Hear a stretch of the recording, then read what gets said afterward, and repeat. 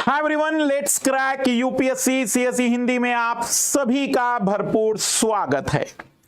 हम बात करने जा रहे हैं सी सेट के कॉम्प्रिहेंसिव स्ट्रैटेजी को लेकर, और ये मान के चलिएगा कि यूट्यूब पर हमारी सी सेट की पहली क्लास भी है, जहां पर हम एक प्रकार से सी सेट का प्रारंभ करने जा रहे हैं।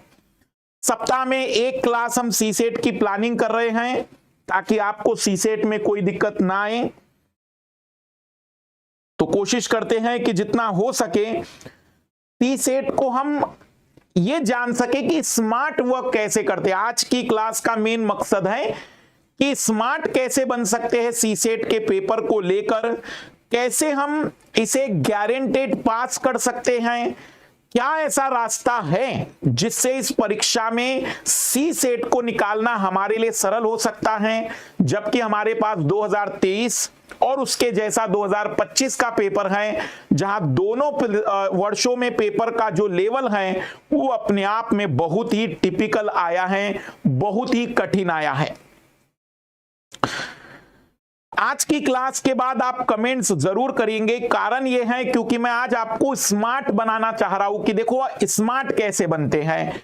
आज हम जानने की कोशिश करेंगे कि कैसे 2025 के पेपर में मैं आज बड़े मुश्किल से 20 मिनट के भीतर 20 सवालों के जवाब निकाल कर दूंगा। समझाते हुए, एक्सप्लेन करते हुए ज्यादा से ज्यादा 20 मिनट के 25 मिनट हो जाएंगे, लेकिन आप देखेंगे कि 20 सवाल ऐसे थे उस पेपर में जो मैथ रीजनिंग के मात्र 20 मिनट में हल किए जा सकते थे, यदि आपको थोड़ा बहुत मैथ रीजनिंग आता है, थोड़ा बहुत। बाकी अगर आप प्रॉपर क्लास करते हैं तो वो 20 के 30 क्वेश्चन बदल दूंगा मैं, बगैर किसी भी कॉम्प्रिहेंशन की मदद के हम आपको पास करके दिखा सकते हैं इस सी सेट के पेपर में। वो आज की क्लास के अंत तक में आपको पता चलेगा। कहानी जीरो से शुरू करेंगे, थोड़ा सा पीछे का बैकग्राउंड लेते हुए चीजों को एक्सप्लेन करते चलेंगे। तो पहले जान लेते हैं कि सी सेट क्या होता है, किस तरीके की चीजें हैं, क्या रणनीति इसके लिए अपनानी चाहिए। फिर 2025 के पेपर को हम आज कुछ इस तरीके से देखेंगे जिसे स्मार्ट वर्क कहते हैं कि भी देखो समझदार आदमी अगर है तो हाँ ऐसे वो कर लेगा और चीजें निकाल देगा। हम उसके अकॉर्डिंग अपनी तैयारी को एक नई डायरेक्शन देंगे। शुरुआत करने से पहले मैं आपको याद दिला दूं कि 17,999 के लिए मात्र कल तक का ऑफर है आपके पास। ये ऑफर कल समाप्त हो जाएगा और इसमें आपको 12 महीने तक का फ्री एक्सटेंशन दिया जा रहा है। आरंभ बैच स्टार्ट हो रहा है जिसमें मृणाल सर इकोनॉमी की क्लास ले रहे हैं। प्रारंभ बैच कंप्लीट हिंदी मीडियम का बैच है, foundation batch complete English medium का बैच है। यदि आप ऑप्शनल के साथ जीएस की प्रिपरेशन करने जा रहे हैं तो आप ज्वाइन कर सकते हैं। केवल 26,999 में अपनी कंप्लीट प्रिपरेशन के लिए ऑप्शनल जीएस सी सेट सब कुछ इसमें शामिल रहेगा। आइकॉनिक सब्सक्रिप्शन यदि आप ले रहे हैं तो इस समय आपको नोट्स 3.0 अवेलेबल कराया जा रहा है। प्लस फीचर्स में आपको जितने फीचर्स मिलते हैं आइकॉनिक में, वो सारे फीचर्स के अलावा कुछ एक्स्ट्रा होता है, जैसे ऑफलाइन की रिकॉर्डेड क्लास आप देख सकते हैं। 14 बुक्स मिलती है जिसका प्रिंटेड सेट आपके घर तक पहुंचता है। पहुंचने में 1.5 महीना या 2 महीने का समय लग सकता है। कंप्लीटली मेंस को डेडिकेटेड हमारा ये यूट्यूब चैनल है जिसको आप ज्वाइन कर सकते हैं, जिसमें मेंस की प्रिपरेशन के अलावा इंडियन इकोनॉमी की सीरीज भी चल रही है।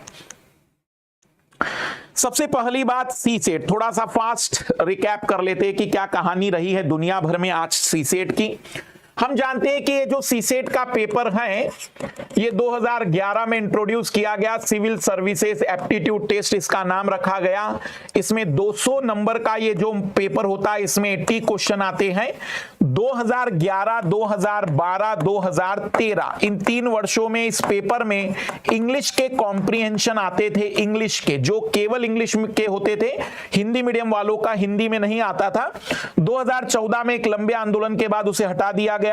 तो 2014 में बड़ा बदलाव हुआ कि इंग्लिश कॉम्प्रिहेंशन हटा दिए गए। अभी जो कॉम्प्रिहेंशन आते हैं उन्हें बाइलिंगुअल कहेंगे, हिंदी में भी आते, इंग्लिश में भी आते, हिंदी वाले हिंदी में देंगे, इंग्लिश वाले इंग्लिश में। 2015 से नई सरकार आई और सीसेट को क्वालिफाइंग कर दिया गया। क्वालिफाइंग का मतलब यह है कि इसके पहले 200 नंबर सीसेट के होते थे, 200 नंबर जीएस के होते थे, 400 में से कट ऑफ तय होता था। 400 में से 198 मार्क्स का कट ऑफ गया है, 242 मार्क्स का कट ऑफ गया है, 213 मार्क्स का कट ऑफ गया था। ये पहले की बात है, 11, 12, 13 तक में।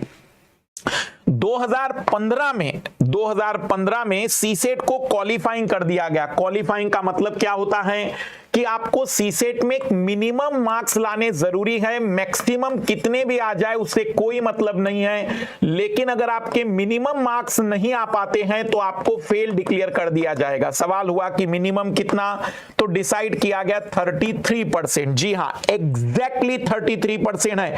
कुछ गंदे यूट्यूब पर आपको बता देंगे 1/3 या 33.33% नहीं, 33% पासिंग मार्क्स है। 33% मतलब 66 मार्क्स होता है आउट ऑफ 200 पासिंग मार्क्स के रूप में। 66 मार्क्स अगर आपके पास हैं तो आप पास मान लिए जाएंगे। अगर आपके 66 मार्क्स की जगह पर इमेजिन करिए कि 66 मार्क्स की जगह पर 65.81 आ गया तो पहले राउंड अप कर दिया जाता था 2017 से पहले, और इसको 66 मानकर सॉल्व कर दिया था, लेकिन अब ऐसा नहीं किया जा रहा है। अब अगर 65.99 भी नंबर आए तो भी आप फेल हो जाएंगे, और अगर 66 मार्क्स आ गए तो आप पास होंगे। अगर आपने 200 में से 200 लाए तब भी आप सी सेट में पास होंगे, लेकिन फिर जीएस का कट ऑफ आपको पार करना पड़ेगा। जीएस का कट ऑफ डिसाइड होता है कितनी सीट आई है, कितना पेपर टिपिकल या सिंपल आया है, साथ ही साथ नंबर ऑफ स्टूडेंट कितने थे। अगर सीटें ज्यादा है तो कट ऑफ कम जाता है, पेपर अगर टिपिकल है तो कट ऑफ कम जाता है, नंबर ऑफ स्टूडेंट अगर ज्यादा है तो कट ऑफ ज्यादा जाएगा। उसका कारण है क्योंकि ज्यादा कॉम्पिटिटर ज्यादा कट ऑफ कर देता है। तो जीएस का कट ऑफ कई फैक्टर पर डिसाइड होगा, बदलता रहेगा। कभी 75 मार्क्स आएगा, कभी 105 नंबर का कट ऑफ भी गया है।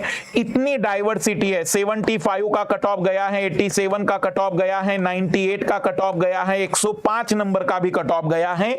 तो ये वेरी करता है, लेकिन सी सेट का कट ऑफ फिक्स्ड है, 66 मार्क्स का कट ऑफ रहेगा। जीएस का जो कट ऑफ होता है वो कैटेगरी वाइज अलग होता है। जनरल कैटेगरी का अलग रहेगा, ईडब्ल्यूएस का अलग रहेगा, ओबीसी का कट ऑफ अलग रहेगा, एससी का कट ऑफ अलग रहेगा, एसटी का कट ऑफ अलग रहेगा, और यहां तक कि फिजिकली चैलेंज बच्चों का कट ऑफ अलग होता है। लेकिन सी सेट का कट ऑफ आपकी कैटेगरी, आपका फिजिकल स्टेटस कुछ नहीं देखती है, उसका फिक्स्ड है कि आपको इस पेपर में इतने नंबर लाने ही हैं। कई कैटेगरी के लिए तो ऐसा हो जाता है कि जीएस में अगर आपके 55 नंबर भी आ गए तो आप पास हो जाते हैं, लेकिन आपको सीसेट में 66 नंबर लाने पड़ते हैं। जीएस के कंपैरेटिवली सीसेट लेंदी होता है। लेंदी इसलिए होता है क्योंकि इसमें मैथमेटिक्स के सवाल आते हैं, इसलिए यह लेंदी पेपर बन जाता है। समरी कर दे रहा हूं मैं पुरानी बातों की। 2011 में पेपर इंट्रोड्यूस हुआ, सिविल सर्विसेज एप्टीट्यूड टेस्ट। इसको जीएस पेपर 2 के नाम से भी जाना जाता है। प्रीलिम्स की परीक्षा में 2 घंटे 80 प्रश्न 200 मार्क्स का ये पेपर होता है। वर्तमान में पेपर क्वालिफाइंग हो चुका है। अगर पास होना है तो 200 में से 66 मार्क्स आपको चाहिए। अगर आपके नंबर 66 से कम आते तो आप सीसेट में फेल हो गए। सीसेट में फेल होने का मतलब आपके जीएस के नंबर का कोई महत्व नहीं रहा, आप फेल घोषित होंगे। सीसेट में 66 आने के बाद आपके जीएस का कट ऑफ डिसाइड होगा कि भाई जीएस का कट ऑफ क्या गया है। अगर आप उसे भी क्रॉस कर गए हैं, इधर 66 लाने के बाद उधर भी जीएस में आपने कट ऑफ पार कर दिया है, तो ही आप प्रीलिम्स पास माने जाते हैं। सीसेट का कट ऑफ किसी भी कैटेगरी के लिए अलग अलग नहीं होता है। आप किसी भी कैटेगरी से बिलोंग करते हो, लड़का हो लड़की हो, किसी भी जाति संप्रदाय से आते हो, सीसेट का कट ऑफ 66 रहेगा। जीएस का कट ऑफ बदलता रहेगा कैटेगरी वाइज। जीएस का कट ऑफ साल के अकॉर्डिंग भी बदलता रहता है, क्योंकि जीएस के कट ऑफ में डिपेंड करता है पेपर कितना टिपिकल आया था तो कट ऑफ कम हो जाएगा, पेपर में कितने नंबर ऑफ स्टूडेंट बैठे थे, अगर ज्यादा स्टूडेंट तो कट ऑफ ज्यादा रहेगा क्योंकि कॉम्पिटिटर ज्यादा हैं, और हो सकता है अगर सीटें ज्यादा आ जाए तो कट ऑफ कम हो जाता है क्योंकि ज्यादा लोगों को प्रीलिम्स पास करने का मौका मिलता है। लेकिन सीसेट का कट ऑफ हर साल सेम रहता है, 66 मार्क्स का कट ऑफ फिक्स्ड होता है। यह आपके दिमाग में सीसेट की तैयारी से पहले पूरी पिक्चर क्लियर होनी चाहिए। अगर आप सीसेट के प्रति सीरियस नहीं हैं यदि आपका मैथमेटिकल बैकग्राउंड हो, आप आईआईटी से पास आउट हो, तब भी आपको सीसेट पढ़ना पड़ेगा, क्योंकि सीसेट केवल मैथ्स का क्वेश्चन पेपर नहीं है, इसमें रीजनिंग है, इसमें कॉम्प्रिहेंशन है, इसमें डाटा इंटरप्रिटेशन है, इसमें डाटा सफिशिएंसी है, जो कि एक लिमिटेड टाइम पीरियड में आपको हल करनी पड़ती है। यह हो गया इस पेपर का इतिहास। आते हैं वर्तमान पर। पिछले 2020 से ही इस पेपर की कठिनाई लगातार बढ़ती जा रही है। अगर मैं कहूं तो 2020 से लेकर 2023 तक पेपर का लेवल बिल्कुल टॉप पे चला गया। 24 में थोड़ा सा कम हुआ, लेकिन 2025 का पेपर मुझे लगता है कि 2023 के पेपर से ज्यादा टिपिकल था, ज्यादा कठिन था। जिस तरीके से पेपर की कठिनाई बढ़ रही है, दो तरीके का चैलेंज इसमें क्रिएट हो रहा है। पहला, क्वेश्चन को सॉल्व करना बहुत बड़ा चैलेंज है। दूसरा, टाइम पीरियड में सॉल्व करना बहुत बड़ा चैलेंज खड़ा हो जा रहा है। क्यों? क्योंकि कई बच्चे उत्तर तो निकाल पा रहे हैं, लेकिन समय ज्यादा लग रहा है। तो हमें सीसेट के लिए रणनीति बनानी है कि हम कम समय में कैसे पेपर को सॉल्व कर सकते हैं, एक्यूरेसी को कैसे बेटर कर सकते हैं, कितने हार्डवर्क की इसमें जरूरत है। तो एक पिक्चर क्लियर हो चुकी है कि पेपर का लेवल, मुझे एक समय लगता था 2022 में मैंने वीडियो बनाया था कि अब शायद यूपीएससी इससे टिपिकल पेपर नहीं बनाएगी, और 23 में मेरी सारे भ्रम दूर कर दिए यूपीएससी ने। उसके बाद यूपीएससी के ऊपर मैंने कोई डाउट नहीं लिया, मुझे यकीन हो गया कि इसने पूरी प्लानिंग कर ली है कि गांव के बच्चों को नहीं लेना है, पूरी प्लानिंग कर ली है बहुत ज्यादा स्मार्ट बच्चों को या बहुत ज्यादा इंटेलिजेंट बच्चों को लेना है, मैथमेटिकल्स वाले। और मुझे एक और क्लैरिटी हो गई कि हिंदी माध्यम के विद्यार्थियों को वो खुलकर बताना चाहता है कि बेटा पढ़ सकते हो, सीसेट पास कर सकते हो तो आ जाओ, नहीं तो अपने घर में काम धंधा कर लो। सिंपल सी बात है, यूपीएससी अंग्रेजों के जमाने की एक बहुत बड़ी संस्था बन चुकी है, जिसके दिमाग में ब्रिटिश मानसिकता कूट कूट कर भरी हुई है। ये इतने गंदे लोग हैं कि हमारे बच्चों को आंसर की भी अगले साल देंगे, जैसे ब्रिटेन की संसद से कानून पारित जहाज से होकर आएगा, और फिर हमारे बच्चों को पता चलेगा कि 1919 के मॉन्टेग्यू चेम्सफोर्ड सुधारों में फाइनली क्या किया गया है। 21वीं सदी में डिजिटल युग में आर्टिफिशियल इंटेलिजेंसी के संसार में जब हम विश्व गुरु बनना चाहते हैं, हमारी यूपीएससी की तैयारी करने वाले विद्यार्थियों को अपनी आंसर की को जानने के लिए, अपने सवालों के जवाबों की सत्यता को परखने के लिए 1 वर्ष से ज्यादा समय का इंतजार करना पड़ता है। ये महान संस्था संवैधानिक शक्तियों को धारण कर चुकी है, और इसे लगता है कि दुनिया में इससे ज्यादा पावर किसी और के पास नहीं है। इसलिए यह पूरी तरह से उपनिवेशवाद के जैसे विद्यार्थियों का शोषण कर रही है, और जिस हद तक जा सकती है उस हद तक इसने मानसिक रूप से पीड़ाएं देना शुरू कर दी है। मुझे लगता है अंग्रेजों की मानसिक पीड़ाएं जो किसानों तक पहुंची, जो हस्तशिल्पों तक पहुंची, आधुनिक इस संस्था की पीड़ाएं हमारे शिक्षित विद्यार्थियों तक पहुंच रही है। मेरी नाराजगी आपको लग सकता है कि सर कुछ एक्सट्रीम हो रही है, लेकिन जिस तरीके से पिछले 3-4 वर्षों में इस महान संस्था ने कार्य किए हैं, यकीन मानिए पूरी तरह से शुद्ध रूप से लगता है कि महारानी शायद उन्हें आदेश दे रही होगी कि अब समय आ चुका है कि आप अपने आप को बदलिए, प्रशासनिक अधिकारी में भारतीयता कम लाइए और ब्रिटिशर प्रवृत्ति को ज्यादा से ज्यादा बढ़ा दीजिए, क्योंकि यही एक लक्ष्य के कारण पिछले साल के पेपरों का एनालिसिस करने पर स्पष्ट होता है कि उसकी जो मंशा और दिशा है वो कुछ ऐसी ही है। अब हम लौटते हैं हमारे सीसेट पर कि महोदय सीसेट में ये कर क्या रहे हैं। तो सीसेट में पहले तो इंग्लिश को हटाया, वो बच्चों के आंदोलन के कारण, पर गणित में पिछले साल से लगातार एक तो कठिनाई का स्तर बढ़ाया जा रहा है। गणित में कठिनाइयां जितनी थी वो लगातार बढ़ती जा रही हैं, एक चैलेंज वो है।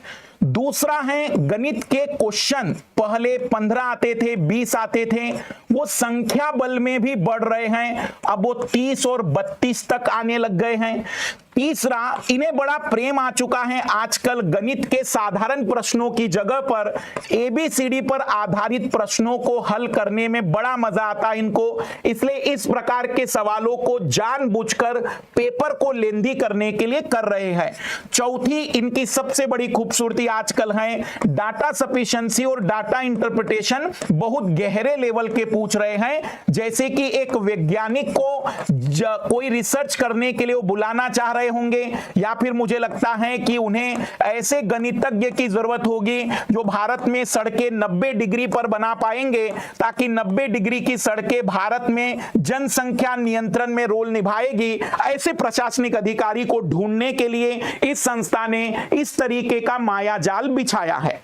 तो 2025 का पेपर और 2024 और 23 का पेपर देखते हुए मेरी प्यारे लाल लालियों से केवल इतनी सी विनती है कि यदि तुमसे सीसेट पास हो सकता है, यदि तुम सीसेट के लिए तैयार हो कि मुझे इसमें प्रैक्टिस ही नहीं बेहतर मेहनत करनी है, मैं मैथ से लड़ लूंगा, लड़ूंगी, तो ही मैदान में उतरिए। नहीं तो सच में बता दूं कि आपको मेरा वीडियो देखने पर शायद डर लगे, लेकिन सच्चाई यही है कि तुम्हारे साथ ये संस्था कोई जस्टिस करने वाली नहीं है, क्योंकि इसने पूरी तरह से कमर कस ली है कि कैसे मुझे भारत में पुनः उपनिवेशिकवाद को लेकर आना है। उसी माध्यम से अपनी शक्ति को बढ़ाने का यह प्रयास पूरी तरह से कर रही है।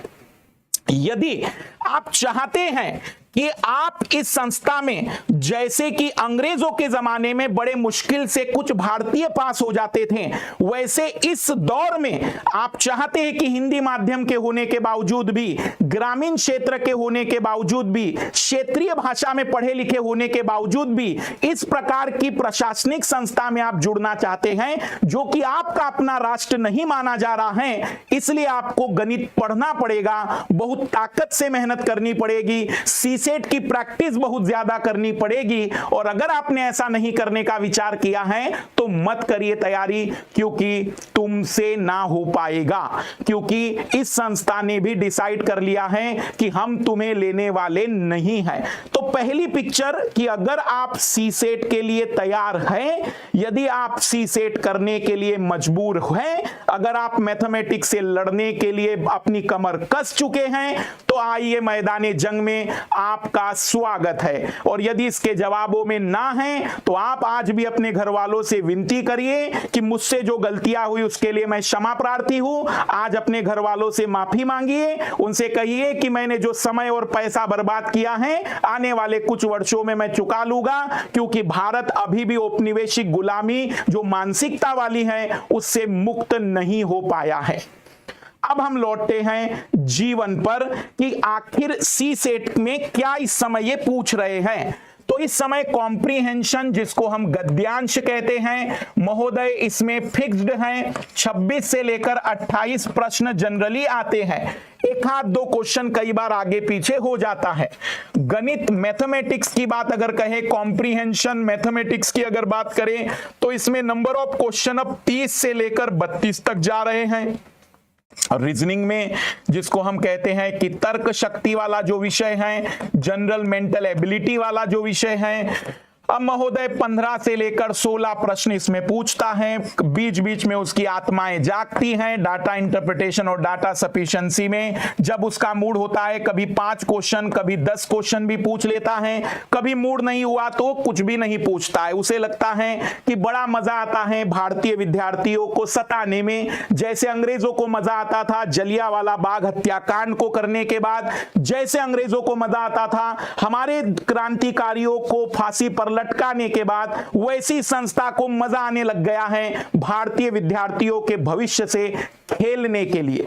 हमें नहीं पता कि ये क्या प्लानिंग कर रही है, किस दिशा में जा रही है, लेकिन भयानक तरीके से इसने अपने पेपर को बदल दिया है। ऐसा लगता है कि बहुत ज्यादा कठिनाई के पेपर इसलिए भी बना रही है ताकि हो सकता है कि YouTube पर जो भी प्रोत्साहित होने वाले विद्यार्थी हैं, कभी लोग रील्स देखकर आ जाते हैं, कभी किसी को लगता है कि मुझ में भी ऐसी काबिलियत है, तो शायद उनके लिए भी खतरनाक हो सकता है कि भाई इनको रोका जाए। ये भी मकसद हो सकता है, ये वही जाने कि आखिर वो क्या करना चाहती है। तो इस समय महोदय ये प्रश्न कुछ इस तरीके के पूछ रही है, जिसे आप नंबर के रूप में यहां देख सकते हैं। अब अगर हम चाहते हैं कि यहां सिलेक्शन हो सके, तो जो विद्यार्थी कॉम्प्रीहेंशन पर बेस्ड हैं, गद्यांश पर जिन विद्यार्थियों का पूरा लक्ष्य है, जिन्हें लग रहा है कि वे गद्यांश के बलबूते परीक्षा को पास कर लेंगे, मेरी रिक्वेस्ट है, मेरी विनती है कि कि ऐसे विद्यार्थी भी पुनः सोच ले कि देना है या नहीं, क्योंकि गद्यांश में आंसरों में अनसर्टेनिटी बहुत ज्यादा है। आपको मेरे आंसर से लेकर किसी और टीचर के आंसर और किसी और व्यक्ति के आंसर और फिर आंसर की में बहुत अंतर मिल सकता है। इसलिए यहां शिक्षक भी कंफर्म नहीं है, क्योंकि माई बाप 1.5 साल के बाद या 1 साल के बाद आंसर की जारी करती है, और माई बाप जो आंसर मान लेंगे उसको आप चुनौती नहीं दे सकते हैं, क्योंकि चुनौती देने का समय ही समाप्त हो जाता है। हम माई बाप से नहीं पूछ सकते हैं कि उन्होंने आंसर बी क्यों माना, क्योंकि अगर वो सी कह रहे हैं तो वो अंतिम सत्य होगा, क्योंकि महारानी जिसको कह देती हैं, राजा कभी गलत नहीं होते हैं, वो भी एक राजा के द्वारा बनाई गई संस्था है, इसलिए वो भी गलत नहीं हो सकती है। जैसे कि हम जानते हैं हमारे देश के संविधान के द्वारा बताया गया था कि प्रधानमंत्री के आदेश पर वित्त मंत्री बजट पेश करेंगे, राष्ट्रपति के आदेश पर कुछ होता नहीं है, ऐसा हमारी संस्थान ने हमें पिछले साल भी बहुत अद्भुत तरीके से बताया था। अब सवाल है कि सर दुख तो देख लिया बहुत बड़ा है, समाधान क्या है? समाधान है आपके पास सबसे पहला मैथ्स, गणित, जिससे बचकर आपने बहुत कुछ खोया है, बहुत कुछ बचने हुए जीवन को दुखों में भी डाला है। कई बच्चों ने 10वीं में मैथ्स की कमजोरी के कारण कॉमर्स लिया, आर्ट्स बैकग्राउंड लिया, बायोलॉजी ले लिया, लेकिन सामना पुनः हो रहा है, क्योंकि अब इसमें बगैर इस विषय के आप आगे नहीं बढ़ सकते हैं। मैं याद दिला दूं कि आज के जमाने में बिना इतिहास पढ़े भी आप सिविल सर्विस एग्जाम पास कर सकते हैं, लेकिन बिना मैथ्स पढ़े आप सिविल सर्विस एग्जाम पास नहीं कर सकते। यहां तक की बात बता सकता हूं मैं कि अगर आप जीएस के 2 विषय छोड़ देंगे तो भी आपका प्रीलिम्स निकलने की संभावना है, लेकिन अगर आप सी सेट का पेपर छोड़ देंगे या सी सेट में कोई एक सेगमेंट छोड़ देंगे तो आपका प्री पास होना नामुमकिन है। मतलब सी सेट को निकालना ही आपके पास सबसे बड़ा साधन है इस परीक्षा को पास करने के लिए। मैथ्स में हमें नंबर सिस्टम जैसे टॉपिक पर बहुत मेहनत करनी पड़ेगी, परसेंटेज जैसे टॉपिक पर हमें बहुत काम करना पड़ेगा, एवरेज जैसे टॉपिक पर हमें बेहतर तरीके की प्रैक्टिस करनी पड़ेगी, और जैसे कि टाइम एंड वर्क में इनको अचानक प्रेम पैदा हुआ है, अभी तक टाइम एंड डिस्टेंस पर प्रेम आधारित था, परमुटेशन कॉम्बिनेशन पर प्रेम आधारित था, अब वो टाइम एंड वर्क पे ट्रांसफर हो गया है। ओवरऑल कुछ चैप्टरों की जगह पर एक ओवरऑल सिलेबस कवर करना पड़ेगा। उसके बाद हमें प्रीवियस ईयर के क्वेश्चनों की बार बार प्रैक्टिस करनी होगी, ताकि हमें पता चले कि वह उपनिवेशिक विचारधारा वाली संस्था और कितना अन्याय कर सकती है। हमें यह भी पता करना होगा कि प्रैक्टिस शीट कुछ अलग अलग क्वेश्चन पेपर जो उसी संस्था के द्वारा लिए जाते हैं, सीडीएस, सीएपीएफ, ऐसी परीक्षाएं या स्टेट पीसीएस की भी परीक्षाओं में कैसे क्वेश्चन आ रहे हैं, हम इस पर भी काम कर सकते हैं। तो सबसे पहला सामना हमारा मैथमेटिक्स से होगा। पहला हमें इसी को पार करना है, यह हमारे लिए ब्रह्मास्त्र है, लेकिन ब्रह्मास्त्र कभी भी पहला विकल्प नहीं होता है। लड़ाइयों में ब्रह्मास्त्र सबसे अंतिम हथियार होता है, और हमें इसी के अकॉर्डिंग अपनी रणनीति को तय करना है। मैं कॉम्प्रीहेंशन के बलबूते सीसेट निकाल सकता हूं, निकाल सकती हूं, लेकिन मैं सबसे पहले मैथमेटिक्स पर काम करूंगा, सबसे पहले मेरी कमजोरियों को दूर करूंगा, सबसे पहले मैं उस विषय में अपने आप को बेस्ट करूंगा जिससे मैं सिलेक्शन में सबसे कमजोर मानता था, ताकि उसी में अगर मैंने बेस्ट कर दिया तो मेरा प्रीलिम्स रोकने की क्षमता किसी में नहीं हो सकती है।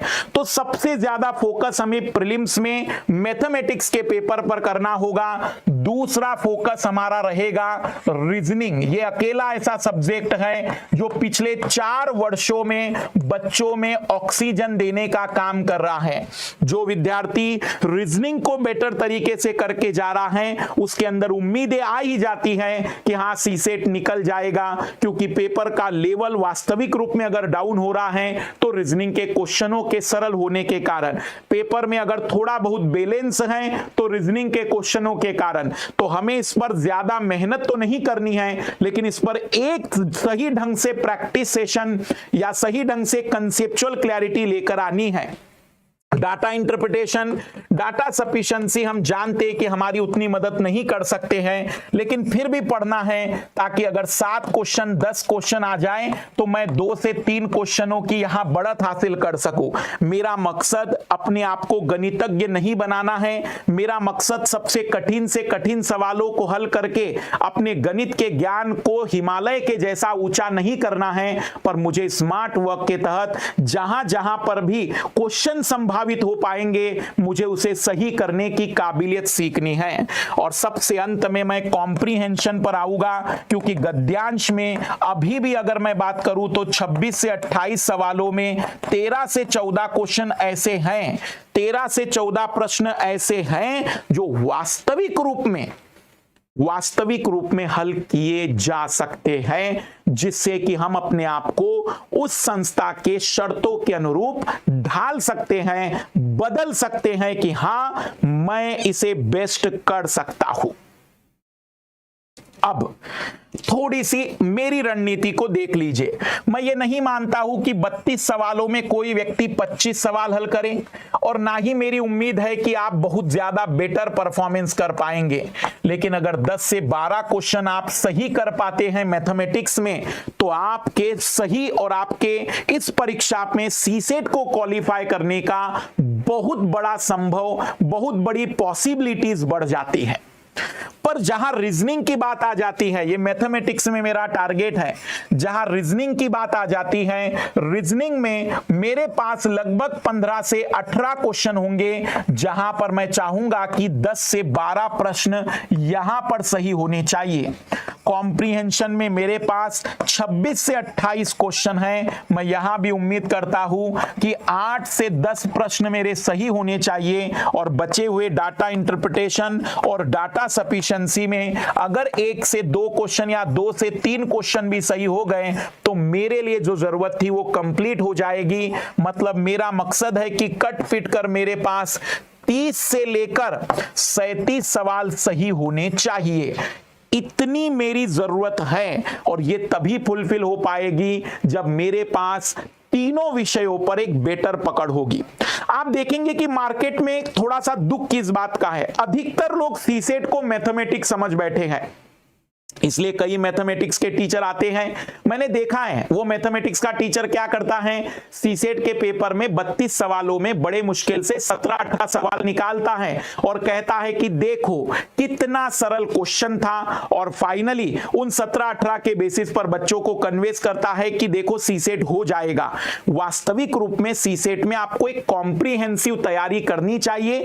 स्मार्ट बनना जरूरी है, जो मैं बताऊंगा कि हाँ ये स्मार्ट बनने का तरीका है, लेकिन एक कॉम्प्रीहेंसिव तैयारी की जरूरत है, जिसमें आपको मैथमेटिक्स का भी एक अच्छा शिक्षक चाहिए, जिसमें आपको रीजनिंग में भी एक अच्छा टीचर चाहिए, जो आपको कॉम्प्रीहेंशन की समझ विकसित करा सके।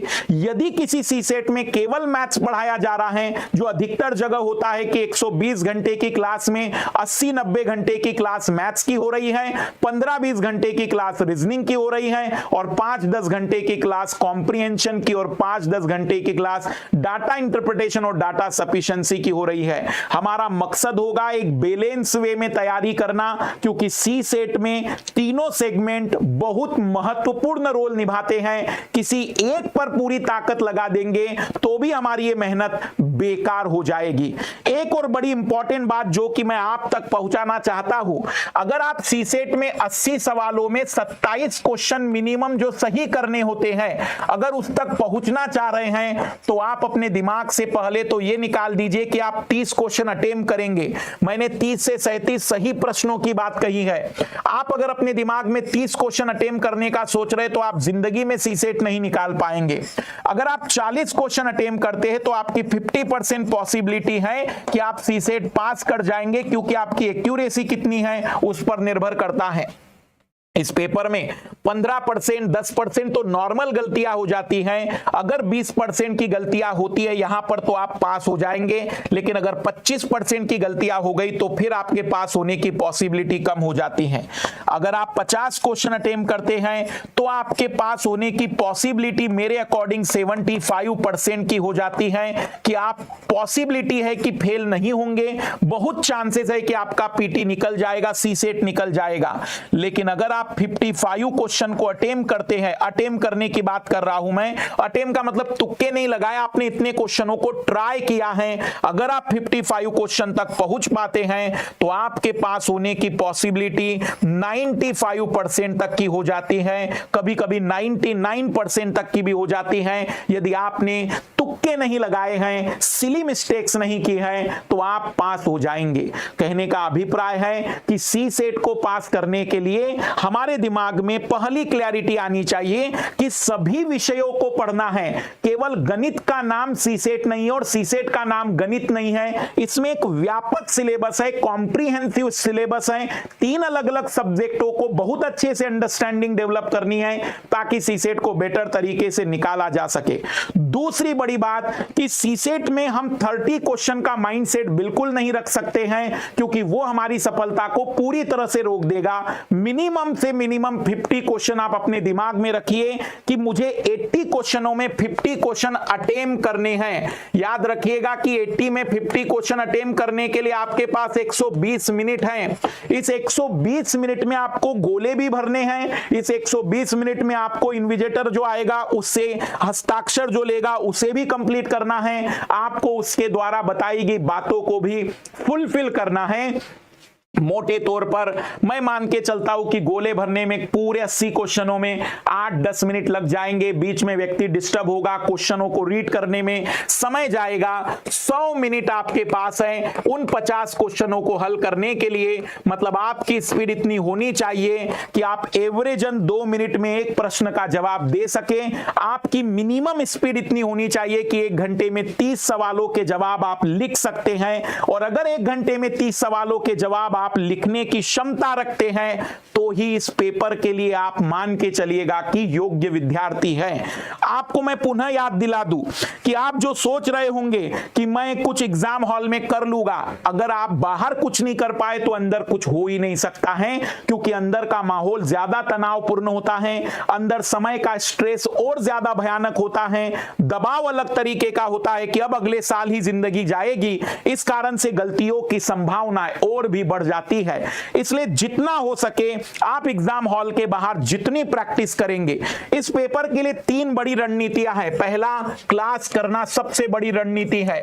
अगर आप सोच रहे कि मैं सेल्फ कर लूंगा तो ये कोई इतिहास नहीं है कि 1857 की क्रांति के प्रभाव पड़ लिए। यहां जानना पड़ेगा कि सवाल को सही तरीके से कम समय में हल करने का बढ़िया तरीका क्या है। यहां समझना पड़ेगा कि कैसे कम से कम समय में गलतियां न करते हुए जवाब दिया जा सकता है। इसलिए जरूरी है आप कहीं भी क्लास करें जहां पर कॉम्प्रिहेंशन, रीजनिंग, मैथमेटिक्स और डाटा इंटरप्रिटेशन, डाटा सफिशिएंसी पर एक संतुलित अध्ययन कराया जाता है, वहां सी सेट करिए। वो कहीं भी हो, आप मेरे पास करिए या कहीं पर भी करिए, लेकिन केवल mathematics is not the C set. ये बहुत डाइवर्सिफाइड पेपर है जहां आप देख पाएंगे कि अधिकतर इंस्टीट्यूशन ने मैथमेटिक्स के नाम पर सी सेट पढ़ाना शुरू कर दिया है।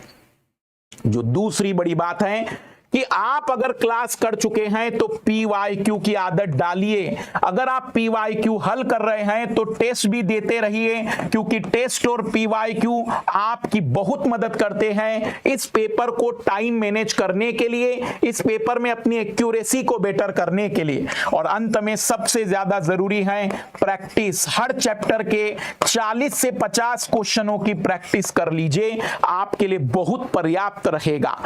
हमारी रणनीति क्या होगी? मैं ऐसा क्या कर लेता हूं कि सी सेट में अधिकतर बच्चे जो हमसे पढ़ लेते हैं वो दुखी नहीं होते हैं, उन्हें पता है कि हाँ हम कर लेंगे। हर चैप्टर में लगभग क्लास के भीतर ही हम 30 से 40 क्वेश्चन की प्रैक्टिस करेंगे। मैं लगभग 50 क्वेश्चन की प्रैक्टिस का एक पेपर अनसॉल्व पेपर दूंगा कि आप अपनी प्रैक्टिस करिए। दूसरा, हम हमेशा ही एक बैलेंस वे में आगे बढ़ेंगे, मैथ्स को भी उतना ही महत्व देंगे, रीजनिंग पर भी उतनी ताकत लगाएंगे, कॉम्प्रिहेंशन भी हमारे लिए उतना इंपॉर्टेंट है, और डाटा इंटरप्रिटेशन और डाटा सफिशिएंसी भी हम उतनी ही ताकत से पढ़ेंगे ताकि हम हर सेगमेंट को बेस्ट से बेस्ट कर सके। बहुत जरूरी है एक होलिस्टिक वे में तैयारी करना। यदि इस पेपर को हमें निकालना है तो एक संतुलित वे में हमें आगे निकलना पड़ेगा, बहुत ज्यादा जरूरी है इस पेपर के लिए। अब मैं आपको स्मार्ट बनाना सिखाना चाह रहा हूं। देखो, मैं जानता हूं 2025 का पेपर बहुत कठिन है। मैं जानता हूं कि 2025 में कई योग्य विद्यार्थी केवल इसलिए निकल गए क्योंकि वह स्मार्ट नहीं बन पाए। वे हार्ड वर्कर थे, उन्होंने जीएस में अच्छा परफॉर्म किया था, सब कुछ बढ़िया था, लेकिन फिर भी पास नहीं हो पाए। मैं आपके सामने 10 सवाल मैथ्स के करके दिखा रहा हूं 2025 के। सभी सवाल नहीं है।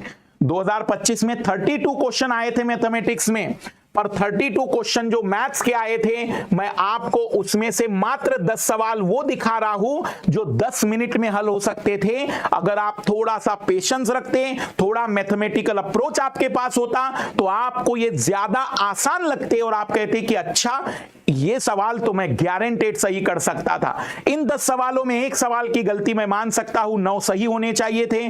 और वैसे ही रीजनिंग में हम लगभग 10-11 क्वेश्चन देखेंगे जिसमें एक गलत हो जाएगा तो भी चल जाएगा। मैं आज आपको 20 मिनट में 20 सवालों के जवाब निकाल कर दूंगा, क्योंकि आप अगर पेपर को ध्यान से देखते हैं, स्मार्ट बनने की कोशिश करते हैं, तो आप अपने आप इस पेपर में पास हो जाएंगे। अभी मैंने कॉम्प्रिहेंशन का एक भी क्वेश्चन नहीं लिया है और ना ही मैंने डाटा इंटरप्रिटेशन, डाटा सफिशिएंसी के क्वेश्चन लिए हैं, पर मैं आपको 20 क्वेश्चन आपके सामने रख रहा हूं मात्र 20 मिनट में। मतलब आपके पास 100 मिनट और बच जाते हैं पूरे पेपर को सॉल्व करने के लिए। आइए जानते हैं वो 20 क्वेश्चन कैसे हो सकते थे। रीजनिंग के 10 क्वेश्चनों को आज मैं आपके सामने रख रहा हूं जो एवरेज लेवल के थे, 10 से 11 सवाल। मैथमेटिक्स में जो 16 सवाल थे उसमें से मात्र 10 सवाल को मैं दिखा रहा हूं। भले ही टिपिकल लेवल के सवाल मुझे नहीं आते, मुझे गणित बहुत अच्छा नहीं है मेरा, मान लीजिए मेरा रीजनिंग उतना खास नहीं, पर मेरा कॉमन सेंस ठीक ठाक है। जो अनकॉमन होता है सब में नहीं होता है, और मैं थोड़ा धैर्य वाला व्यक्ति हूं, पेशेंस से काम करता हूं, और जो चीज सिंपल हो सकती है बस उसको हल करके अपने आप को बूस्टअप करता हूं कि हाँ, मुझे ये परीक्षा तो पास करनी है, ताकि आने वाले समय में अगर भविष्य में मैं यूपीएससी की संस्थान में पहुंचा तो मैं इस बात को याद रख सकूं कि मुझे भारतीय विद्यार्थियों में विविधता चाहिए और हर स्तर का बच्चा इस परीक्षा को पास कर सके, पहुंच सके। वो उम्मीदें मैं आपसे मान के चलता हूं कि चयनित होकर दिखाएंगे। जैसे पहला सवाल आप देखेंगे कि क्वेश्चन नंबर 5वें पर आते हैं। क्वेश्चन नंबर 5 पर जरा ध्यान से पढ़ते चलिएगा। प्रश्न पढ़ना जरूरी है इसलिए क्योंकि हम समझ सके, तो मेरे साथ पढ़ते चलिए। कोई धनपूर्ण संख्या n इस प्रकार है कि n बराबर p plus q plus r के रूप में, जहां p q r n के भिन्न गुणनखंड हैं, व्यक्त किया जा सकता है। 50 से कम कितनी संख्याओं में यह गुण है? पहले तो पी क्यू आर इसी n के गुणनखंड है। गुणनखंड फैक्टर कहलाते हैं अंग्रेजी में। फैक्टर का मतलब होता है जो उसको डिवाइड कर सकता है। और natural number n is such that it can be express as n is equal to p plus q plus r, where p q r are distinct factor of n। How many number below 50 how this property? ऐसा गुण कितने number में है कि उनके कोई भी 3 factor का जोड़ उस संख्या के बराबर आ जाता है। और इसके लिए पहली ट्रिक्स होती है कि हाँ, ऐसे कई लोग हैं, इसमें सबसे बेस्ट और सबसे पहला नंबर है 6। आप अगर देखेंगे तो एक का तो एक ही फैक्टर है, 3 नंबर आएंगे ही नहीं। 2 प्राइम नंबर है, 3 प्राइम नंबर है, 4 में 1 2 4 उसका जोड़ 4 से बड़ा आ जाता है, 5 प्राइम नंबर आ जाता है। मतलब पहला नंबर तो 6 ही हो सकता है, जिसके कई सारे फैक्टर हमारे पास हैं। 4 फैक्टरों में ऐसे 3 फैक्टर हम ले सकते हैं, 1 + 2 + 3। अब 6 के बाद याद रखना कि 6 के टेबल में ही, अब ये चीज सिखाई जाती है क्लास में कि देखो 6 के टेबल में ही ऐसी पूरी काबिलियत है। अगर आप 12 को देखेंगे तो इसका जस्ट डबल कर दीजिए, 2 + 4 + 6, ये जस्ट डबल कर दिया, तो इसलिए नंबरों को डबल कर दिया मैंने। ये सभी फैक्टर्स भी हैं जो 12 को डिवाइड भी करेंगे और उनका जोड़ 12 भी आएगा। 6 के मल्टीप्लाई में आता है 18, आप 3 का मल्टीप्लाई इस वाले नंबर में कर लीजिएगा तो 3 6 9। फिर आप आ जाइए 24, आप 4 का मल्टीप्लाई कर दीजिए, 4 8 12। आपको जोड़ दिखता चला जाएगा तो 50 तक में ऐसे 6 के नंबर कितने आ जाएंगे? तो महोदय हम कहेंगे कि 50 तक में ऐसे नंबर 48 तक में आ जाएंगे। 1 2 3 4 5 6 7 8, हम कहेंगे कि महोदय ऐसी कुल 8 संख्याएं हैं जो इस शर्त को पूरा करती हैं। पहला प्रश्न था कि n ऐसी कुल कितनी संख्याएं हो सकती हैं जिनके फैक्टर 3 लेने पर उनका जोड़ उसी संख्या के बराबर आएगा। 6 के मल्टीप्लाई में नंबर मिलते चले गए। दूसरा सवाल आता है हमारे जो सबसे सिंपल सवालों में था, P plus Q plus R के कितने संभव मान हैं कि 1/P plus 1/Q plus 1/R बराबर 1 होगा। How many possible value of P plus Q plus R are there satisfying 1/P plus 1/Q plus 1/R is equal to 1 where P Q R are natural number. ये प्राकृतिक संख्याएं हैं, जरूरी नहीं है कि वो अलग अलग होंगे, जरूरी नहीं है कि वो भिन्न भिन्न होने चाहिए, सेम भी चलेंगे। तो हमने कहा बहुत सरल है। मेरे तो जीवन में पहला सरल आ जाता है जिसमें 3 चीजों के जुड़ने पर 1 आ सकता है। पहला तो दिमाग में यही आएगा। दूसरा पॉइंट आ सकता है आधा आधा जोड़ सकते थे, पर आधा आधा जोड़ना 2 नहीं है, तो यहां 2 को आधे में बदलना होगा, ये एक आ जाएगा।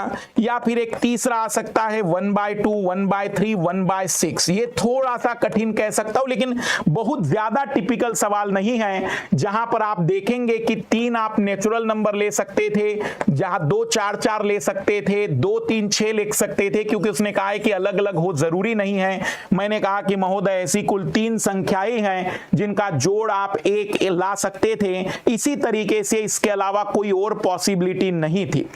फिर अगला सवाल है कि कोई 4 अंकों की संख्या n इस प्रकार से है कि उसे 3 से डिवाइड करो तो 3 से डिवाइड करने पर 1 बच जाता है, 5 से डिवाइड करो तो 3 बच जाता है, 6 से डिवाइड करो तो 4 शेषफल बचता है, 9 से डिवाइड करो तो 7 शेषफल बचता है। n का सबसे छोटा मान क्या होगा? वैसे तो देखा जाए तो सवाल एलसीएम का है, लेकिन मुझे गणित नहीं आता है, मैं बहुत ही गरीब विद्यार्थी हूं। तो आइए जरा प्रैक्टिकल करके देखते हैं। सबसे पहले 3 के डिविजिबिलिटी में अगर आपको पता हो कि जो भी संख्या का अंकों का योग, जैसे 1 2 3, 1 और 2 3 और 3 6 अंकों का योग अगर 3 से डिवाइड होगा तो नंबर भी 3 से डिवाइड होगा। अंकों का योग मान लीजिए कि 1 2 4 7 आया, 3 से डिवाइड करने पर अगर जोड़ में शेषफल 1 बच रहा है तो नंबर में भी शेषफल 1 बचेगा। मतलब अंकों का जोड़ ऐसा होना चाहिए जो 3 से डिवाइड होने पर 1 शेषफल बचा सके। 6 और 8 14 और 1 15, ये तो अंकों का जोड़ 3 से पूरा डिवाइड हो रहा है, ये नंबर तो हो ही नहीं सकता है क्योंकि 3 से डिवाइड होने पर 1 बचना चाहिए था, ये तो 3 से पूरा डिवाइड होगा। 7 और 2 9 और 1 10, बिल्कुल ये हो सकता है कि 10 को 3 से डिवाइड करे तो शेषफल 1 बचेगा। 7 और 8 15 और 1 16, ये भी बिल्कुल हो सकता है कि 7 और 8 15 और 1 16 3 से डिवाइड करे तो 1 शेषफल बचेगा। 8 और 2 10 और 1 11, 3 से डिवाइड करने पर 2 शेषफल बचेगा, मतलब ये भी नहीं हो सकता है। अब पहली बात क्लियर हो गई कि या तो बी उत्तर होगा या सी उत्तर होगा 3 से डिवाइड करने पर। अब दूसरा कहा 5 से डिवाइड करने पर 3 बचना चाहिए। महोदय 1072 को अगर मैं 5 से डिवाइड करके देख भी लेता, 5 से डिवाइड करके देख भी लेता तो 5 से एक बार डिवाइड हुआ, 5 से एक बार डिवाइड हुआ, फाइनली शेषफल 2 आएगा। फाइनली 5 से डिवाइड करने पर शेषफल 2 आएगा। मैं कहूंगा कि शेषफल 2 आने का मतलब उसके अकॉर्डिंग गलत हो रहा है। उसने तो कहा था कि शेषफल कितना आना चाहिए था, उसने कहा था कि शेषफल 3 आना चाहिए था। 3 से डिवाइड करने पर यहां शेषफल 1 नहीं आया, 3 से डिवाइड करने पर शेषफल यहां 1 नहीं आया, यहां दोनों में 3 से डिवाइड करने पर शेषफल 1 आया था। लेकिन यहां 5 से डिवाइड करने पर शेषफल 2 आ रहा है। उसने कहा था कि 5 से डिवाइड करने पर शेषफल 3 आना चाहिए। मुझे नहीं पता एलसीएम क्या होता है, मुझे नहीं पता एचसीएफ क्या होता है, पर मुझे साधारण सा गणित तो आता है कि कौन 3 से डिवाइड हो सकता है, कौन 5 से डिवाइड हो सकता है, या 3 से डिवाइड करके देख लेता हूं, 5 से डिवाइड करके देख लेता हूं, देखता हूं कि कौन सा सवाल कैसे हल होगा। मैंने अभी तक कोई फार्मूला यूज नहीं किया है, मैंने अभी तक कोई ऐसा गणित यूज नहीं किया है जिसको आप ये कहेंगे कि सर ये तो आपको पढ़ाना पड़ेगा तब आएगा। हाँ, बेसिक मैथमेटिक्स है ये बिल्कुल कि डिवाइड 3 से करते आ रहा है, 5 से डिवाइड करते आ रहा है, लघुत्तम मान हम कहेंगे कि महोदय उत्तर था। बाकी कंसेप्ट अपनी जगह पर है, मैं तरीके बता रहा हूं आपको। ये सवाल वैसे तो क्लास में भी करवाया गया था, पूछा गया है कि इकाई अंक का मान क्या होगा। मैंने कहा अच्छा 1 गुना में 3 गुना में 5 गुना में 7 गुना में 9, 15, unit digit 5, 35, unit digit 5, 45, unit digit 5, कुछ भी कर लो, यूनिट डिजिट बदलेगा नहीं। अगर सारे ऑड नंबर आते हैं तो 5 में सभी ऑड नंबर का मल्टीप्लाई करा दीजिए, यूनिट डिजिट 5 ही आएगा।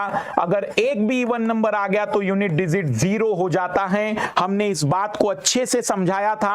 अगर किसी को भी बात याद आ रही हो केवल यूट्यूब की क्लास से, मैं आपको स्मार्ट बना रहा हूं।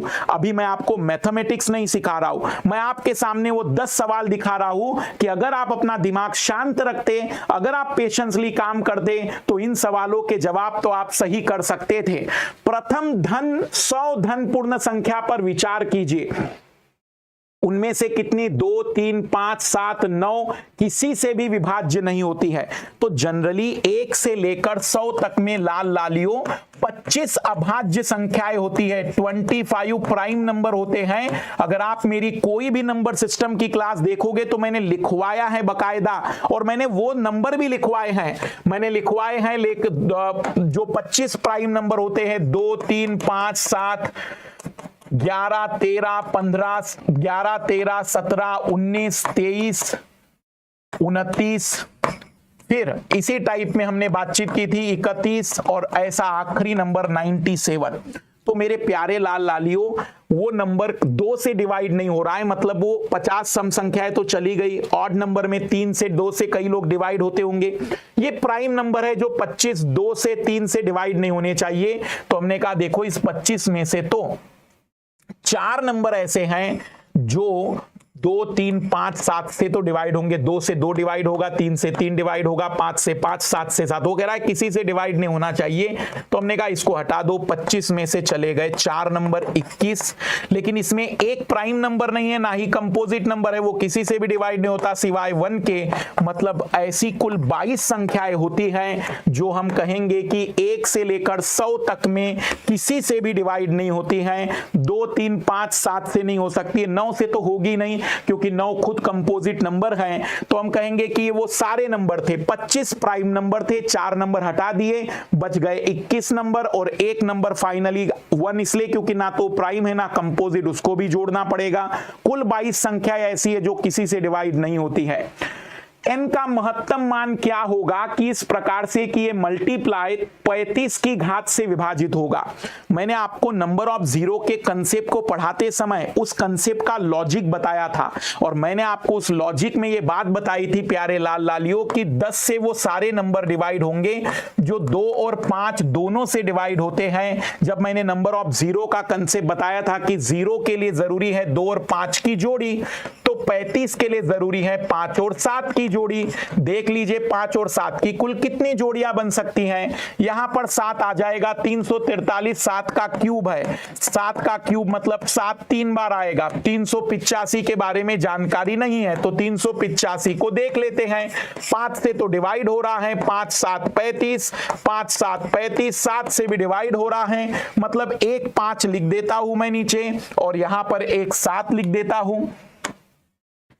एक 7 और आ गया। 1000 में 5 3 बार आ जाएगा, 1000 में 5 3 बार आ जाता है क्योंकि 125 गुना में 8 होगा। ये 2401 को भी सॉल्व करके देख लेते हैं कि वहां 5 तो नहीं आएगा। 7 कितनी बार आता है देख लेते हैं। 7 से डिवाइड करके देखा तो 343 आया। हमने कहा अच्छा, मतलब 343 में अभी 3 बार और 7 आ जाएगा, तो हमने कहा 7 4 बार और लिख देते हैं। 7 कितनी बार है उससे कोई मतलब नहीं, यहाँ 7 एक ही बार आएगा केवल सॉल्व करने पर, लेकिन 5 तो केवल 4 बार ही आया। ना महत्व 5 का है ना महत्व 7 का है मेरे प्यारे लाल लालियों। इंपॉर्टेंस है जोड़ी का 35 का, तो 35 तो यहां 4 ही बन पाएंगे। हम कहेंगे कि ऐसा 35 की केवल 4 पेयर बन सकती हैं, इसलिए इस सवाल का जवाब आएगा कि 35 से विभाजित होने के लिए यहां 4 पावर रखी जा सकती है मैक्सिमम, क्योंकि यहां 35 4 बार आएगा, बाकी 35 फिर डिवाइड नहीं कर सकता है। n square 1 2 3 4 5 6 7 8 9 8 7 6 5 4 3 2 1। मैंने इसे बहुत ट्रिक्स के रूप में बताया था कि 11 का स्क्वायर निकालना हो, 111 का स्क्वायर निकालना हो, 1111 का स्क्वायर निकालना हो। यहाँ 1 2 बार है तो आप 1 2 1 लिख दीजिए। 1 2 1 मतलब 2 बार है तो 1 2 फिर उल्टा पर जो बड़ा नंबर है वो एक ही बार आएगा। जैसे पुनः समझ लेते हैं, जैसे 111 1 3 बार है, 1 2 3 2 1 आ जाएगा। 1 4 बार है, 1 2 3 4 3 2 1, रिवर्स जाना है, फिर जो बड़ा नंबर हो एक ही बार आएगा। अगर यहां पर 1 5 बार होता, अगर यहां पर 1 5 बार होता तो 1 2 3 4 5 4 3 2 1। इसका मतलब ये हुआ कि जितना बार 1 आता है वो बीच में नंबर आ जाएगा। यहां बीच में नंबर 9 आया है, 1 2 3 4 5 6 7 8 9 8 7 6 5, मतलब 1 यहां पर 9 बार आएगा।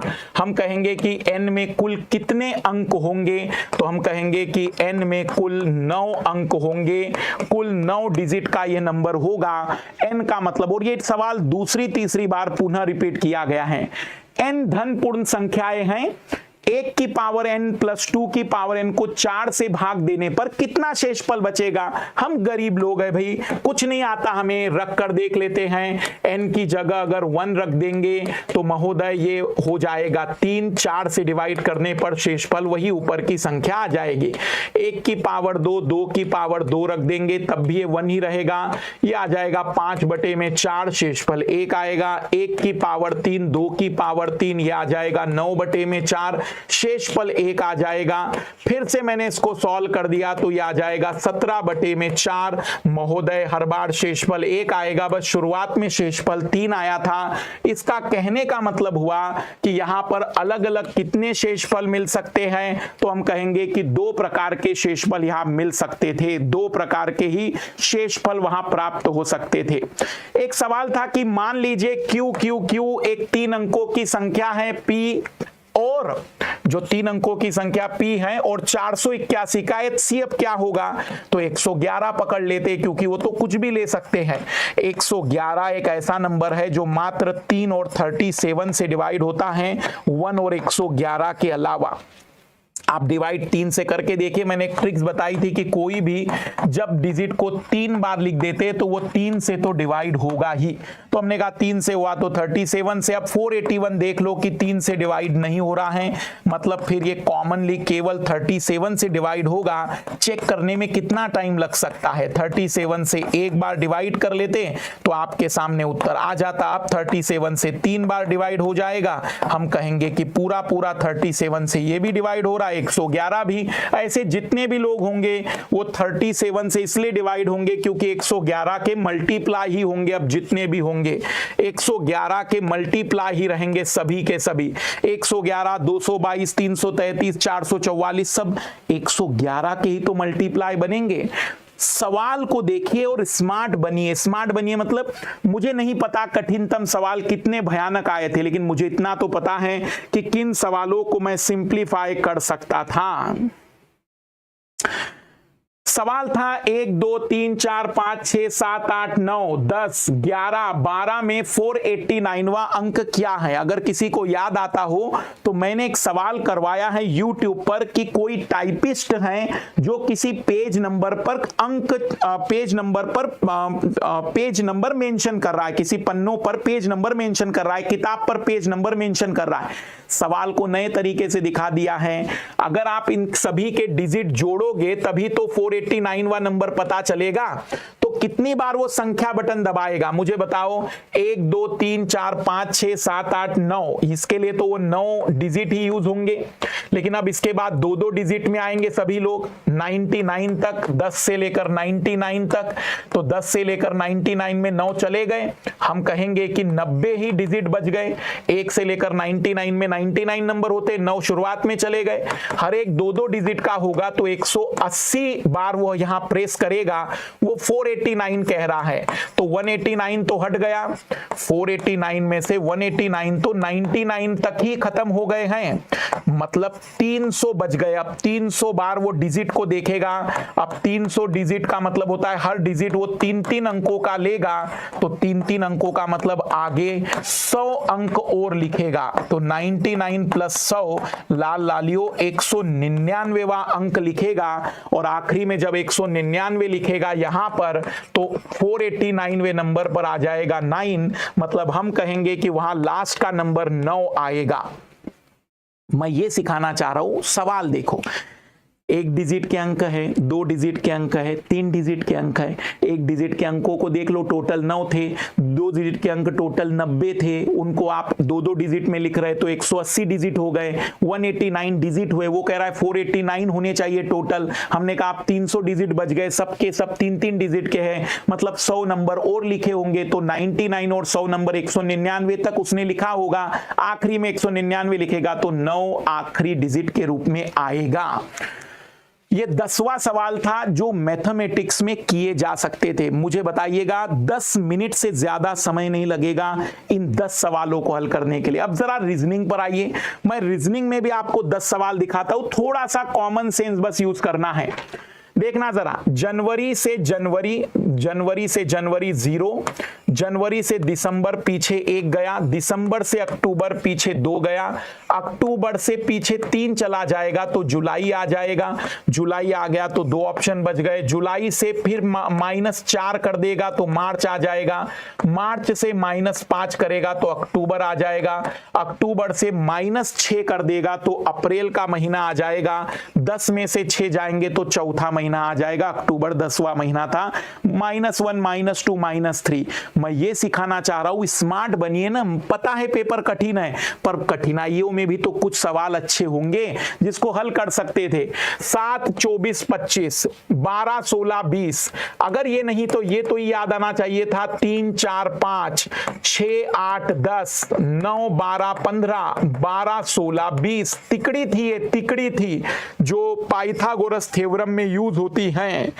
ट्रिपलेट है ये, वैसे ही 7 24 25 ट्रिपलेट है, 16 63 65। अगर ट्रिपलेट याद नहीं आ रहा है तो पाइथागोरस थ्योरम तो याद कर सकते थे, कोई इन दोनों का स्क्वायर निकाल सकते थे। इसका स्क्वायर 256 आएगा। 63 का स्क्वायर निकालना सिखाया था मैंने। 3 का स्क्वायर 3 गुना में 6, 18 का डबल कर दो, 18 का डबल 36, कैरी बच गया 3, 36 और 3 3900। 3969 को आप जोड़कर देख लेंगे तो आपके सामने जो जोड़ आएगा वो 65 के स्क्वायर के बराबर आएगा। ये ट्रिपलेट याद आ जाते तो सवालों का जवाब सामने था। ये एक अच्छा सवाल था, मैं इसमें एक नई ट्रिक्स बताई है। वैसे आप देखना, आज ही देखना, आपको यकीन आएगा कि मैंने ये सवाल आपके इस चैनल पर आज से 6 साल पहले हल करवाया था। वो इसलिए क्योंकि मैं फुर्सत में था, मुझे लगा कि चलो एक ट्रिक्स बना लेते हैं। मुझे उम्मीद नहीं थी कि कभी आएगा ये, पर आया।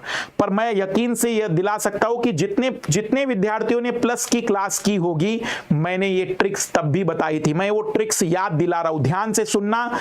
पहली बार एक नया ज्ञान देने जा रहा हूं, अद्भुत है। ये सवाल मेरे सामने बैंकिंग के कई विद्यार्थी लेकर आए थे 2017-18 में, और वो चाह रहे थे कि सर कोई ऐसी ट्रिक्स बन सकती है कि ऐसे किसी भी सवाल का जवाब दिया जा सकता है। तो आइए, मैंने इसके लिए एक ट्रिक्स बनाई थी और आपको मजा आएगा मेरी इस ट्रिक्स को सीखकर।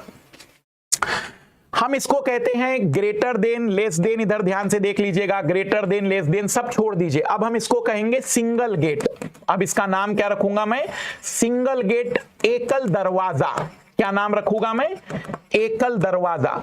इसका नाम रखा मैंने डबल गेट, दोहरा दरवाजा, दोहरा दरवाजा। बस ध्यान से सुनना, डबल गेट, दोहरा दरवाजा, दोहरा दरवाजा। ये गेट का मतलब एंट्री इधर से होगी, इधर से गेट बंद है।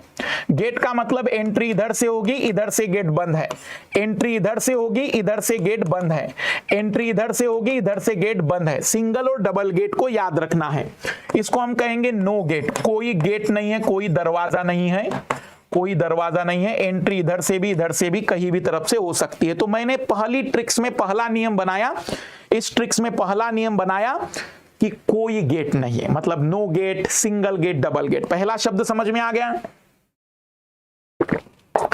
नहीं पढ़ना मुझे, बड़ा कौन है, छोटा कौन है, सब बकवास है। सिंगल गेट और डबल गेट, एकल गेट और दोहरा गेट, हम इस पर बात कर रहे हैं प्यारे लाल लालियों कि एकल गेट क्या है और दोहरा गेट क्या है। ध्यान से सुनिएगा अब मैं जो बताने जा रहा हूं। एकल गेट और दोहरा गेट।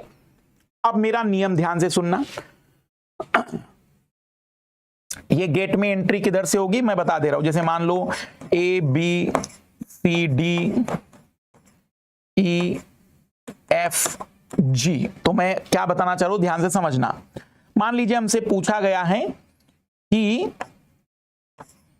हमसे पूछा गया है कि क्या ये सही होगा, तो हम कहेंगे कि सिंगल गेट का प्रश्न है और सिंगल गेट में प्रश्न ये पूछा गया है कि क्या ए की एंट्री ई के घर में हो सकती है, जिधर चेहरा होगा उधर से एंट्री इसके घर में हो सकती है। क्या ए ई के घर में जा सकता है, हमने कहा देख लेते भाई, ए से बी के घर में जा सकते हैं, दरवाजा खुला था, सी के घर में जा सकते थे, दरवाजा खुला था, डी के घर में जा सकते थे, ई के घर में भी जा सकते थे, सही है। पर जैसे अगर मान लीजिए कि उसने कहा होता कि उसने कहा होता कि क्या ए की एंट्री जी के घर में हो सकती है, हमने कहा देख लेते हैं, ए की एंट्री बी के घर में, बी से सी के घर में, सी से डी के घर में, डी से ई के घर में, ई से एफ के घर में, लेकिन आगे दरवाजा बंद है, एंट्री नहीं हो सकती महोदय, ये गलत है। एंट्री देखनी है, बस कुछ नहीं रखना है दिमाग में, बड़ा छोटा सब बकवास, बस देखो क्या वो घुस सकता है दरवाजे से, क्या उसके लिए वो दरवाजा खुला है या नहीं है, दरवाजा खुला है तो अंदर जा सकता है, कथन सही है, दरवाजा बंद है तो नहीं जा सकता है। बस एक बात ध्यान देना कि अगर एकल गेट का प्रश्न आया है, एकल गेट का प्रश्न आया है, तो जैसे एकल गेट का ये प्रश्न आया, मान लीजिए कि एंट्री हो गई और बीच में यहां कहीं डबल गेट आ जाता है, बीच में एक हाथ जगह डबल गेट आ जाता है तो चल जाएगा, कोई दिक्कत नहीं, तब भी वो सही माना जाएगा। लेकिन सारे अगर डबल गेट आ जाए तो नहीं चलेगा। सारे डबल गेट में एटलीस्ट एक जगह तो ही सिंगल गेट होना चाहिए, सारे डबल गेट नहीं चलेंगे। सिंगल गेट का अगर प्रश्न है और यदि बीच में एक दो डबल गेट आ भी जाए तो कोई दिक्कत नहीं, हाँ एक सिंगल गेट जरूर होना चाहिए जिससे एंट्री हो सकती है, एक सिंगल गेट होना ही चाहिए। जैसे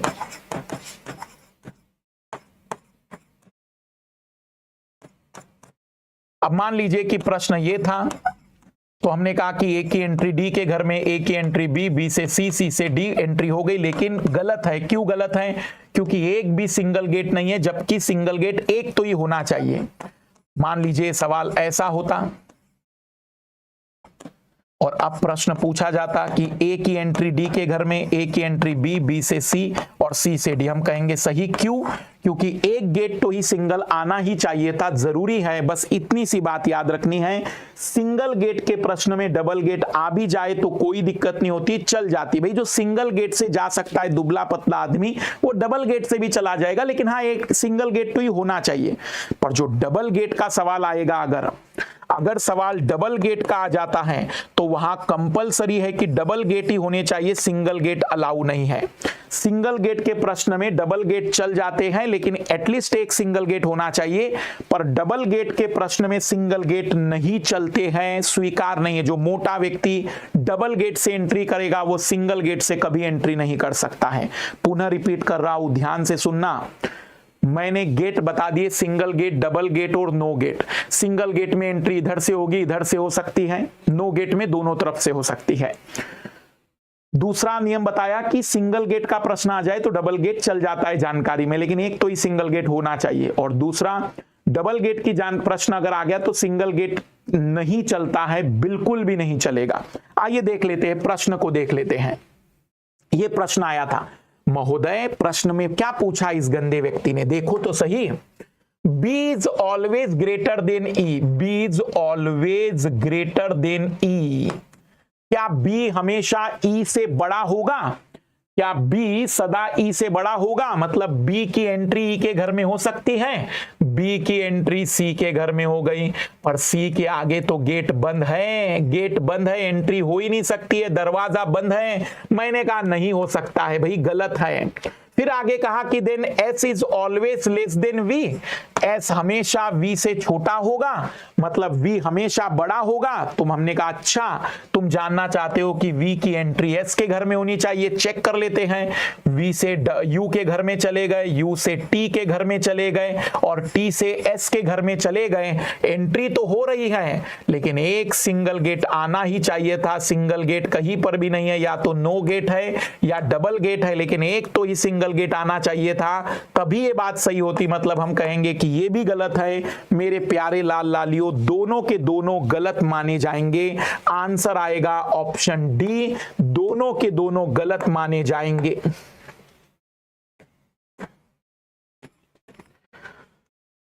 फिर क्वेश्चन नंबर पर आ जाइए, जरा इस सवाल को तो देखिए, सवाल पर जरा ध्यान देना। मान लीजिए कुछ भी नहीं आता है, मैं बहुत गरीब आदमी हूं, बहुत गरीब, मैं इतना गरीब हूं कि मुझसे गरीबी भी गरीब अपना गरीबी को महसूस कर लेती है।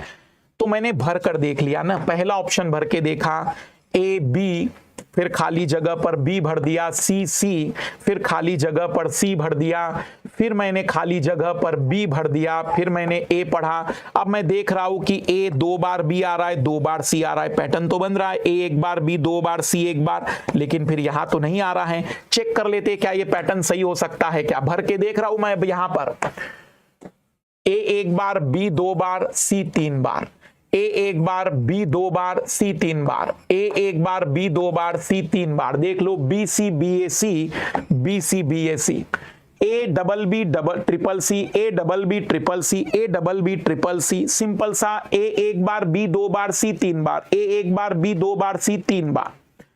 अगला सवाल था, ये यूपीएससी ने प्रीवियस ईयर में भी पूछा है, उसने कहा है कि x का मान क्या होगा। हमने कहा 24 x 12, इसको छोड़ दो, आगे बढ़ो।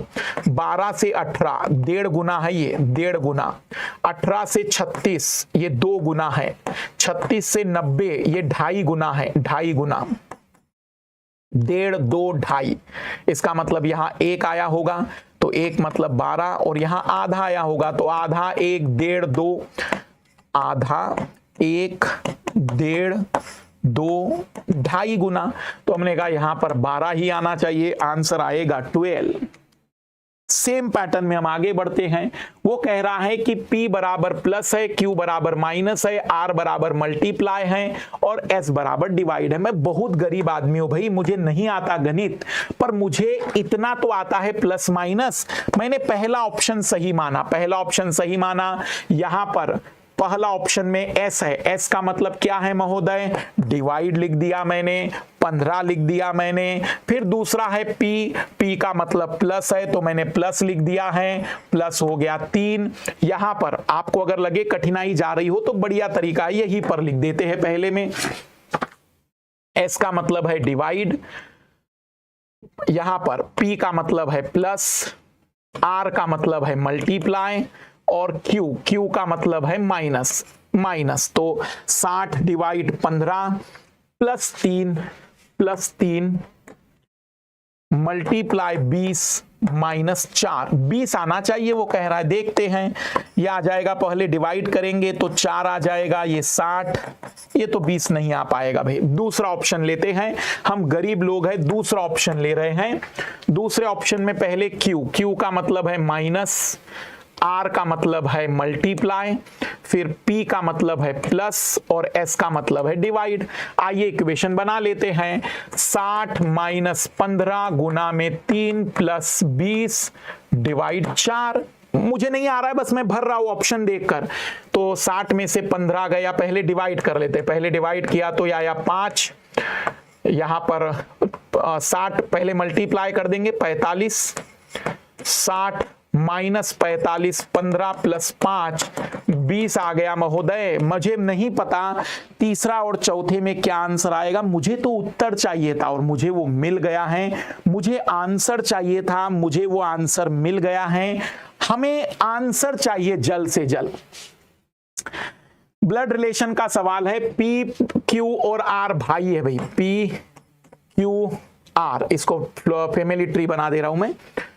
P Q R भाई है, भाई है, भाई है।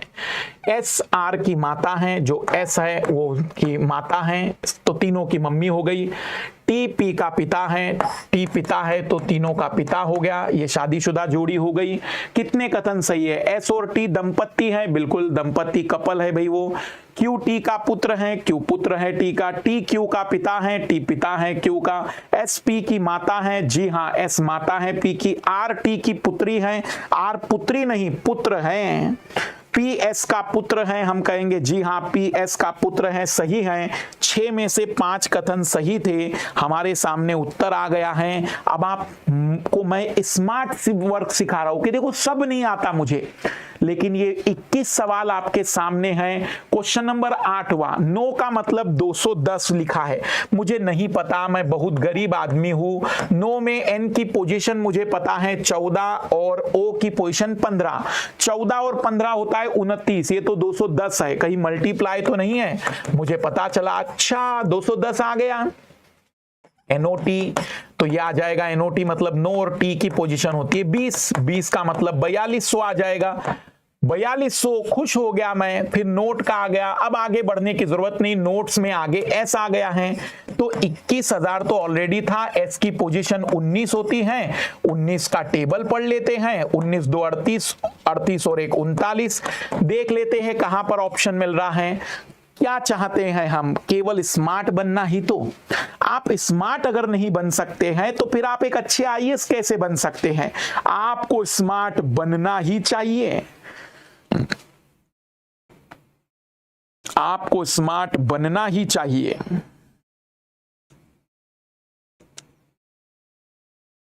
सवाल फ्रांस के बारे में पूछा है, फ्रांस के बारे में तो पूछेंगे ही, क्योंकि भारत के बारे में उनकी जानने की इच्छा है ही कहां पर।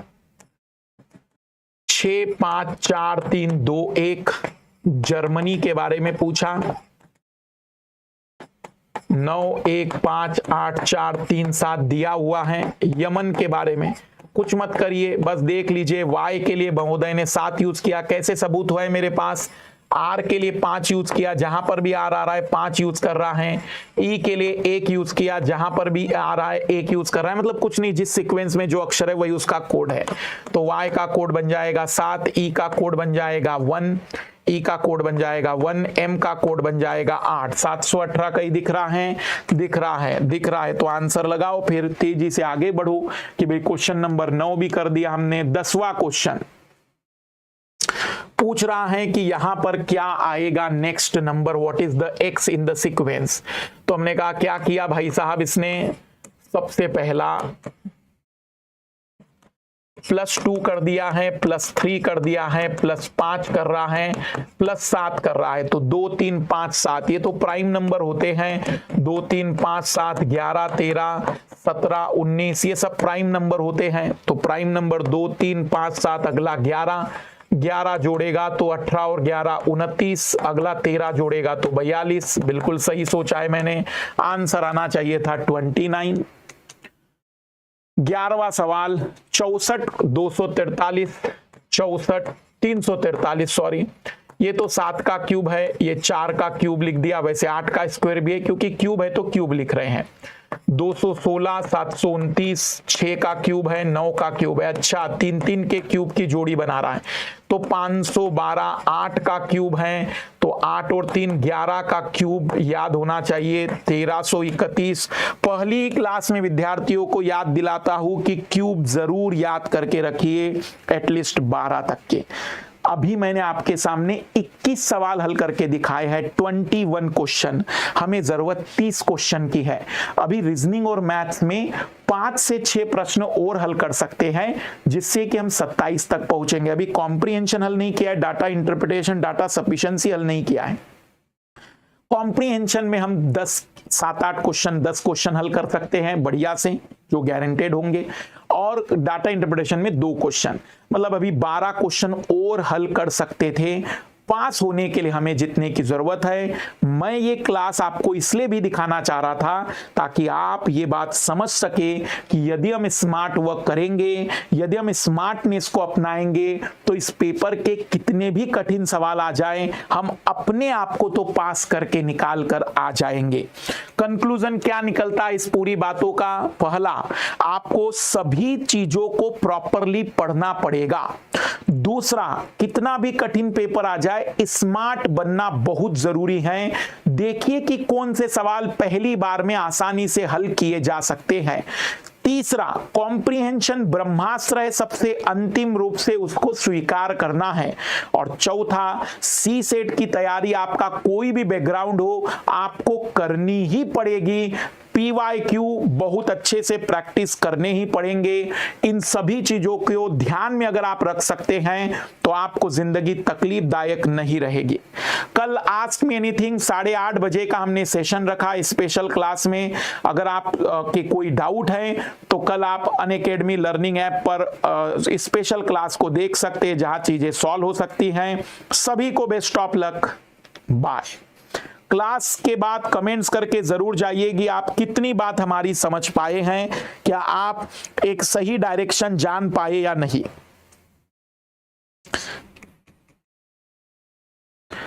बाकी कल आखिरी दिन है ऑफर का 17,000